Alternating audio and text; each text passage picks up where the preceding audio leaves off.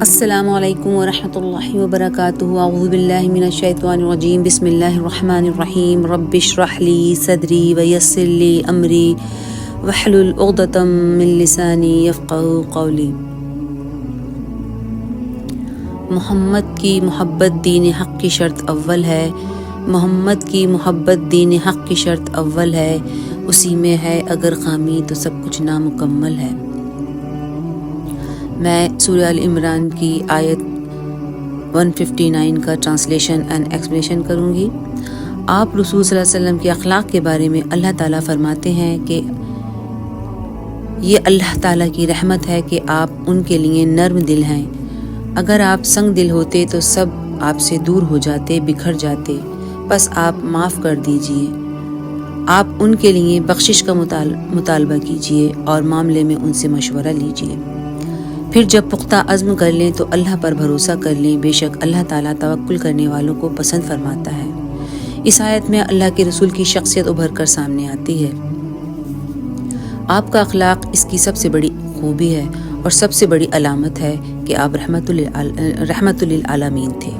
آپ لوگوں سے بہت نرمی کے ساتھ معاملہ کرتے تھے۔ دل کی نرمی اللہ کی خاص رحمت کی علامت ہے۔ اگر آپ سخت دل ہوتے، بد مزاج ہوتے تو لوگ آپ سے دور ہو جاتے۔ تورات اور انجیل میں بھی آپ کی ان خوبیوں کا ذکر ہے کہ آنے والا نبی بد اخلاق نہیں ہوگا، سنگ دل نہیں ہوگا اور نہ ہی بازاروں میں شور کرنے والا ہوگا، برائی کا بدلہ برائی سے نہیں دے گا، درگزر کرے گا۔ اور اللہ تعالیٰ فرماتے ہیں کہ آپ ان کے لیے بخشش کی دعا کیجیے۔ آپ لوگوں کے لیے بخشش کی دعا کرتے اور اللہ تعالیٰ فرماتے ہیں کہ مشورہ لینا بہت ضروری ہے۔ متکبر کبھی مشورہ نہیں کرتا، وہ کہتا ہے میں نے جو کہہ دیا وہی ہونا چاہیے۔ خاص کر ٹیم ورک میں مشورہ کرنا ضروری ہے۔ ادنیٰ سے ادنیٰ شخص سے مشورہ کرنا ضروری ہے اگر وہ کسی خاص پروجیکٹ میں شامل ہے۔ افسوس مسلمانوں کے پیچھے رہنے کی وجہ یہی ہے کہ آپس میں مل جل کر کام نہیں کرنا، ایک دوسرے پر شک کرنا، اکیلے فیصلے کرنے کی کوشش کرنا۔ بہرحال مشورہ ایسا دیں جو خود کے لیے پسند کرتے ہیں، پھر اللہ تعالیٰ سے بھی مشورہ کیا جاتا ہے اہم کاموں میں استخارہ کر کے۔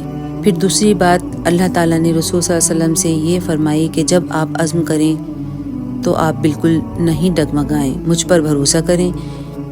یہ بات اللہ تعالیٰ نے اس لیے کہی کہ اگر آپ کا مائنڈ سیٹ نہیں ہوگا تو آپ کام کر ہی نہیں سکتے۔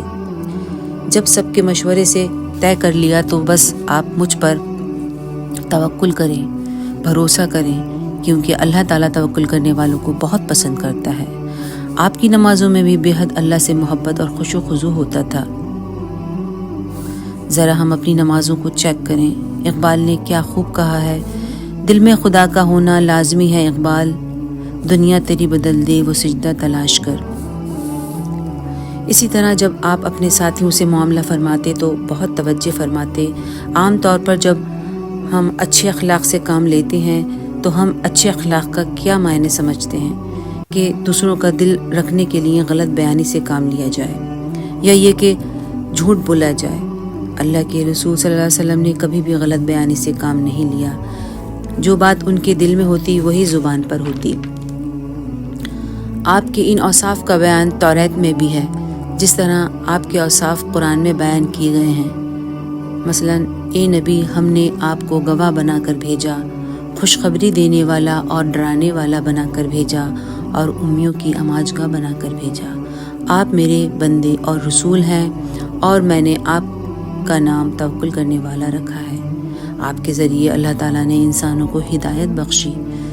جب بھی دو معاملوں میں سے ایک کا اختیار آپ کو ملا تو آپ نے آسانی کو اختیار کیا، لیکن کسی آسانی کے خاطر گناہ کی طرف رجحان نہیں کیا۔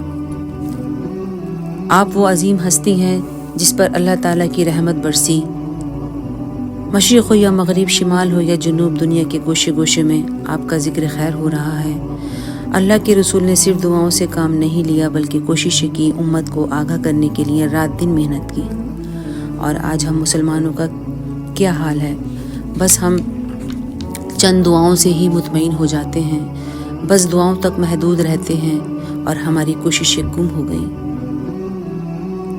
قرآن میں اللہ تعالیٰ رسول صلی اللہ علیہ وسلم کی نرم دلی کا بیان کرتے ہیں کہ لوگوں تمہارے پاس ایک رسول تمہیں میں سے آیا ہے، اس پر بہت گراں گزرتا ہے کہ تم مشکل میں پڑو، وہ حریص ہے تمہارے بارے میں اور مومنوں پر بہت شفیق اور رحیم ہے۔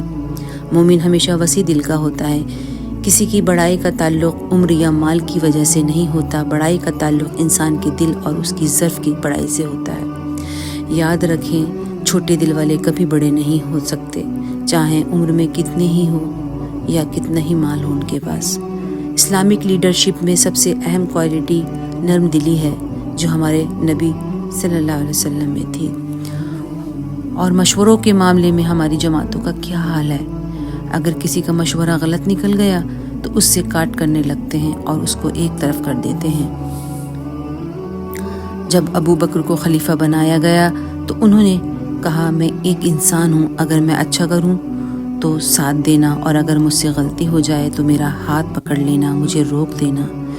جب امت کے بہترین شخص یہ کہہ رہے ہیں کہ تو اس کے بعد کسی میں ہے کہ وہ کہے کہ میں عقل والا ہوں، کسی میں جرت نہیں کہ کوئی میری غلطی بتائے۔ ایک دوسرے سے خیانت کرنا، اعتماد نہ کرنا، آپس میں ناراض ہو کر بیٹھ جانا، اپنے ساتھی کو ناراض کر کے کسی کے ساتھ ہمدردی کرنا، ساتھی کو کاٹ کر پھینک دینا، ایسے لوگوں کے ساتھ اللہ کی رحمت اور اس کی مدد اٹھ جاتی ہے، چاہے محبت کی قوت ہو یا کاروبار کی قوت ہو یا دین کے کام میں ہو۔ تو ناظرین، یہ تھی کچھ سنہری باتیں۔